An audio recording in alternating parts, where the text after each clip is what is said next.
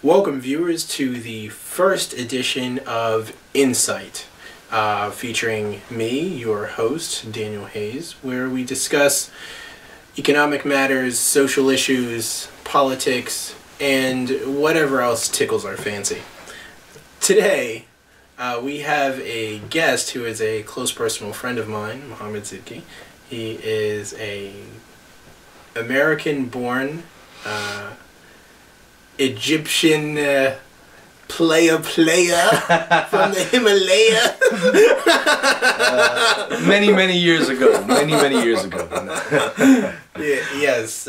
Who? No player left.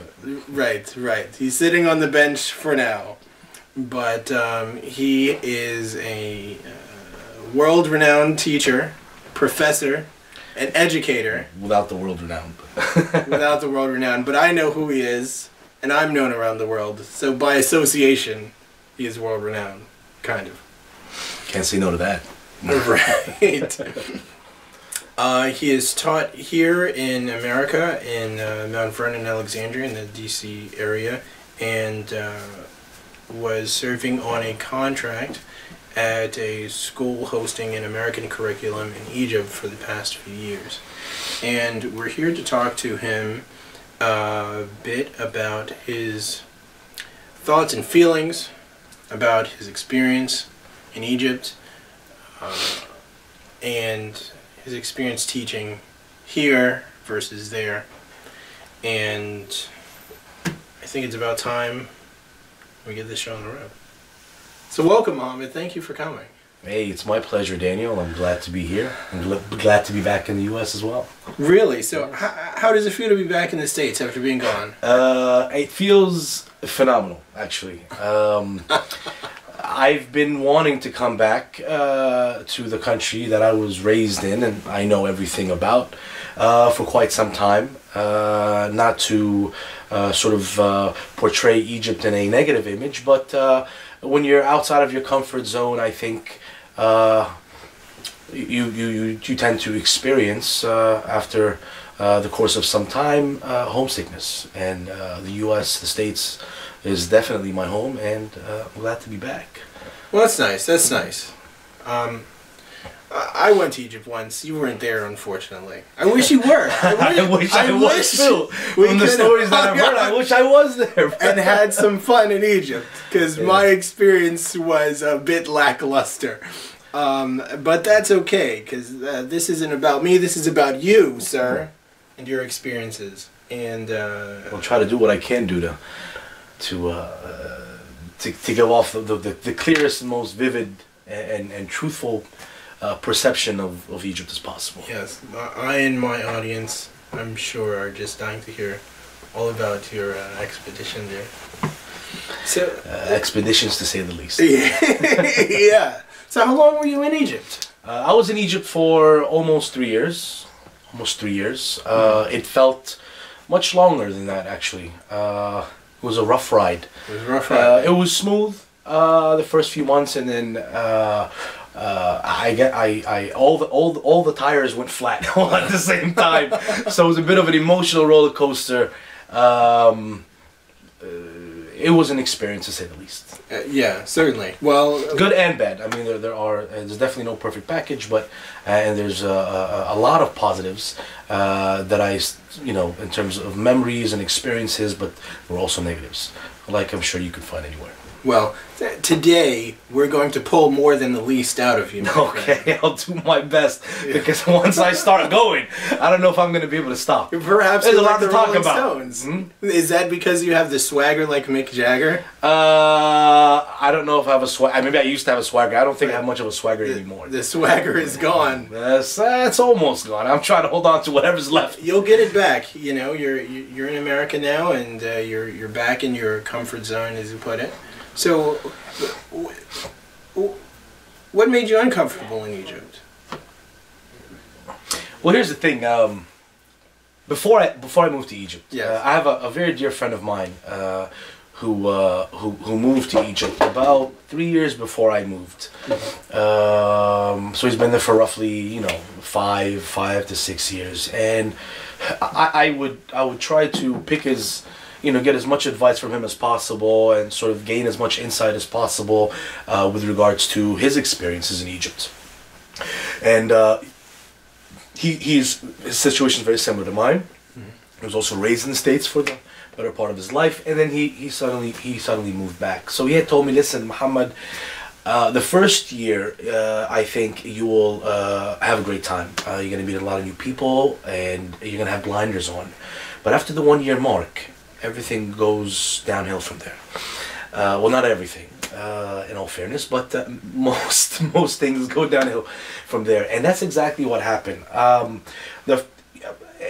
think the adjustment really depends on character. It depends on personality as well. I know people that have tried moving back, or not moving back, rather moved to Egypt for the very first time, and didn't last for too long. Oftentimes 2 months, 3 months, 6 months, and have come back. It's very difficult to adjust. And for me, it was not. It was actually much simpler than I could have imagined. Even my parents and family had noticed that Muhammad really did. He blended right in, and I think that's because it's just the personality that I have. But that does not negate the fact that things that I did not notice became more and more noticeable, more and more prevalent over the course of time. I've heard things similar to this from people who have lived here and then go somewhere else to live. I've heard things from people who go to another country, even Egypt, for example, who love it there or hate it there. And I've heard a wise man once said that if you go to another place, right, you have to accept that you're in that place. Okay, it's going to be different. You're going to have to deal with it. You can't compare it to where you used to be. Right. Because that comparison will keep your mindset negative most of the time. Absolutely. Because you're gonna nitpick. You're gonna look at the things that you don't have that you used to have, and you're not gonna enjoy your time. Absolutely. And I know characters, relatives, friends, and so on and so forth that still tend to compare their experience in the U.S. currently with. Their experience in Egypt right now with their former experience in the States. And as long as you're comparing, you have to understand. You cannot compare both countries from many aspects, good and bad. And I went to Egypt with a particular thought in mind, and that thought was hope for the best but expect the worst. I had embraced the idea that I'm going somewhere entirely different, and mind you, it's sort of going from somewhere like the States to what would be considered a third world country is a big transition, because you are moving from one end of the spectrum to the next, two extremes, as opposed to moving hypothetically from the U.S. to perhaps the UK or Denmark. Right. So on a social level, on an economic level, on a political level, everything's entirely different. Right. So tell me this, okay? Now, you were serving on a contract in Egypt, and obviously these contracts have their own timelines. And before you went, did you expect to spend the rest of your life there? Did you expect to spend 10, 20 years there? Or was this something that was just interesting to you and you wanted to try it out for a year or two? Well, Dan, absolutely. I went there with the idea that this is a lifetime adjustment. This is a lifetime change. I'm going to Egypt because I've always wondered what it was like to live in my country of origin. And I had moved. I didn't just pick up and go and with 1 or 2 suitcases, but I filled a 40-foot container, and I moved my entire family to Egypt, and I was able to transition very well. Unfortunately, however, those around me were not able to. I had planned to stay in Egypt for it was an indefinite sort of plan. It was sort of like played by ear, ride the wave, if you will. And I ended up coming back for various reasons. I ended up coming back. You had asked me another question, which I can't seem to remember. A 2-part question. No, not really. I mean, it was just whether or not your intentions were to stay or for how long, was the contract a stepping stone to establish yourself in Egypt, or was it the sort of end-all, be-all of the... No, it was a stepping expedition? stone. I did not want to make any move, being that I had a great deal of responsibilities. I didn't want to make any move, moving 6,000 miles away without anything, anything substantial, and a job being something substantial is Right. what obviously allowed me to take that step. And Yeah. I had awaited a contract, and I got the offer, and I moved to Egypt after I received my offer, and a contract was signed. I wanted to go to Egypt as an American, as an Egyptian, but to be employed as an American. Yeah, you get the best of both worlds that way. So I thought, yes. Right. So you thought, but that wasn't the case. Not entirely, you know. I think it would be a mistake to take what people have to say to heart and take steps in your life based on rumors or other people's experiences. You have to experience things on your own. Right. First. And everyone has a different experience. Everyone has a different experience. Right. Now, I know you've been back and forth to Egypt all your life, you know, summer vacations and all that sort of thing. Right. Obviously, you've never lived there for any length of time, but it wasn't entirely new. I mean, you'd seen it before, you'd experienced it at least as a vacationer. Yes, it was not a country I've seen for the very first time. I since a very young age, I would travel to Egypt almost pretty much every year. However, living in Egypt is entirely different than visiting. Right, right. Yeah, you would think so. A lot of places are like that. You know, they say a nice place to visit. And you know the rest. That's about But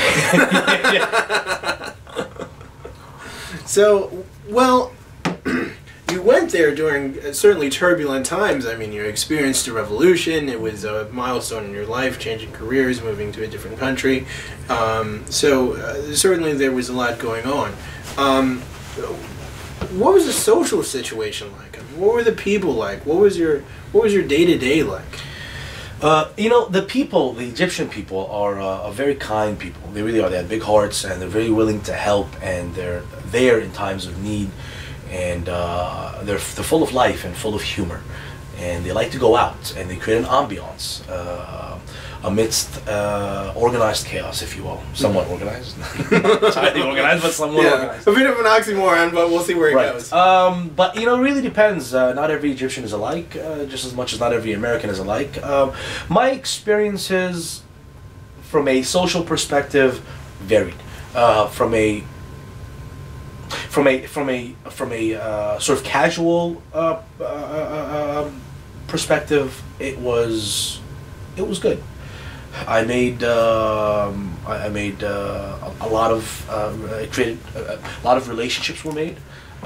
Relationships that people that I've created relationships with that I still communicate with today. You know, being in the U.S., whether via email or chat or Facebook, so on and so forth. I've met some wonderful people. People that have the same work ethic as I do, people that have very similar principles as I do. However, I've met people on the other end of the spectrum as well. I mean, the total extreme. So you really, it's Egypt is a country with a population of roughly 90 million. And I hear a large number of a high percentage of poverty. So you have different social classes, and you know, like you do have in any country, and people that think entirely different. Right. And the concentration of the population, I'm sure, is a added factor, considering the Nile and the vast majority of Egypt. I would say racialized, development most Egyptians is are in done Cairo. along there. Yes. Yeah.